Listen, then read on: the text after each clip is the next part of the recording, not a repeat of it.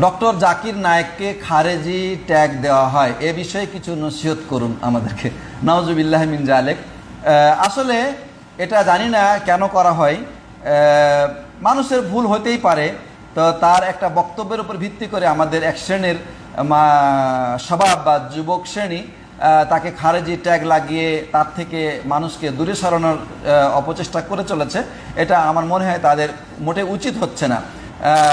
কারণ উনি যে কথাগুলি বলেছেন, যে সমস্ত শেখদের নাম উল্লেখ করেছেন, সেই সমস্ত শায়েখরা কোনো কোনো ক্ষেত্রে বিতর্কিত এবং তাদের ব্যাপারে ওলামাদের মানে মন্তব্য রয়েছে।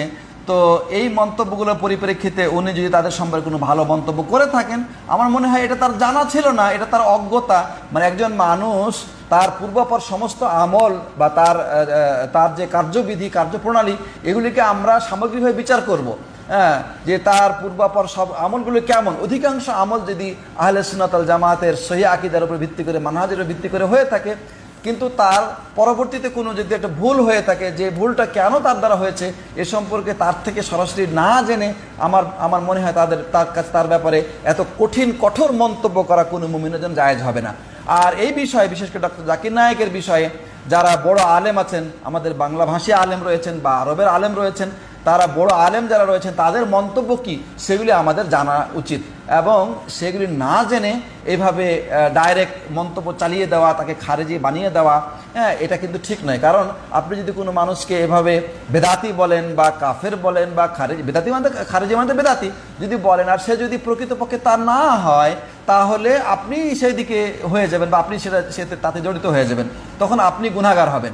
এজন্যে এই ধরনের ব্যক্তিদের সম্পর্কে এটা ঠিক আছে যে অনেক বড় মানুষের অনেক বড় ভুলও কিন্তু হইতে পারে, অনেক বড় মানুষের অনেক বড় ভুলও হইতে পারে, এটা কোনো কথা নয়। একজন মানুষ অনেক কিছু করেছে, অনেক তার অবদান আছে, তো একজন তার এই অবদান দেখে মানুষ তাকে হয়তো ভুলের ঊর্ধ্বে মনে করতে পারে।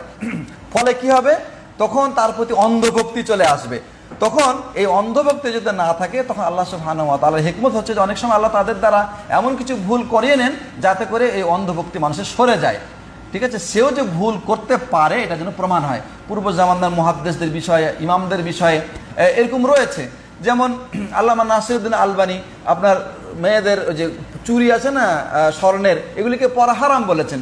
দাড়ি এক মুষ্টির বেশি যদি কেউ রাখে এটাকে হারাম বলেছেন। মেয়েদের মুখ খুলে রাখা চলাকে জায়েজ বলেছেন। তো এগুলি তিনি গবেষণা করে হাদিসের ভিত্তিতে বলেছেন, কিন্তু ওলামাগণ এটা গ্রহণ করেন নাই, যে তার এই গবেষণাগুলি ঠিক নয়।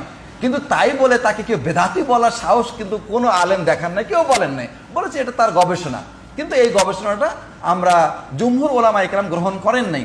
তো এখন জাকির নায়েকের যে ইসলামের খেদমত রয়েছে, বাংলাদেশে সালাফি মানহাজ এর পরিচয়ের জন্য পিস টিভির যে অবদান ডক্টর জাকির নায়েকের মাধ্যমে, এটা কি আপনি অস্বীকার করতে পারবেন? যদি উনি খারেজি মানহাজের হয়ে থাকেন, নাউজুবিল্লাহ, তাহলে কেন উনি মতিউর রহমান মাদানী, আব্দুর রাজ্জাক বিন ইউসুফ বা এই ধরনের যারা বাংলাদেশে আহলে হাদিস সালাফি আলেম রয়েছেন, তাদেরকে কিন্তু তিনি বেশি করে পিস টিভিতে নিয়ে গেলেন? আপনারা তো জানেন যে এদের মাধ্যমেই আলহামদুলিল্লাহ বাংলাদেশের আনাচে কানাচে সহিহ আকীদা এবং সহিহ মানহাজটা ছড়িয়ে গেছে, তাই না? তো তারপরে উনি যে সমস্ত আলেমদের মন্তব্য করেছেন যে এরা স্কলার, এরা মানে সবচেয়ে বড় জ্ঞানী, তো এটা বিশেষ কোনো কারণে হয়তো করেছেন যে এদের সাথে তার একটা উঠা বসা হয়েছে, তাদের এলেম সম্পর্কে উনি জেনেছেন। কিন্তু তাদের যে ওই সমস্ত আলেমদের যে আরেকটা দিক রয়েছে, যে ভুল ত্রুটিগুলো রয়েছে, হয়তো সম্ভবত উনি জানতেন না, হয়তো তার কাছে ওই বিষয়টা জানা নাই, জ্ঞান নাই, ওটার গভীরতা তার কাছে নাই, হতে পারে ভুল মানুষের হতে পারে। যদি এরকম হয়, তাকে আপনি খারেজি মানহাজের বলে থাকেন এই তিনজন আলেমের নাম উল্লেখ করার কারণে, তাহলে আপনি আলবানী সম্পর্কে, বিন বাজ সম্পর্কে, ইবনে উসাইমিন, এই ধরনের বড় বড় আলেম সম্পর্কে যে উনি এত ভালো মন্তব্য করেছেন, তো কোনো খারেজি আগের যুগের খারেজি আর এখনকার কোনো খারেজি কি এই আলেমদের সমর্থন করে থাকে? কখনোই করে না। তো যাই হোক, এই বড় ব্যক্তি যারা, তাদের ভুল যদি হয়ে থাকে, তো ভুলের ব্যাপারে কিছু না কোনো ওজোর আপনাকে খুঁজে বের করতে হবে এবং তাকে মুক্ত করার চেষ্টা করতে হবে। অর্থাৎ তাকে দোষারোপ না করে তাকে দোষ থেকে বের করার জন্য কোনো না কোনো কারণ অবশ্যই আছে, যেটা এখন আমরা হয়তো বুঝছি না। হয়তো তিনি না বুঝে কথা বলেছেন, হয়তো বলে আপনি তাকে বাঁচানোর চেষ্টা করবেন। ঠিক আছে, এটা হচ্ছে সালাফে সালেহিনের মানহাজের নীতি। ঠিক আছে, আল্লাহ সুবহানাহু ওয়া তাআলা যেন আমাদেরকে এ ধরনের বড় ব্যক্তিদের ব্যাপারে মন্তব্য করার ব্যাপারে সতর্কতা অবলম্বন করার তৌফিক দান করেন, আমিন।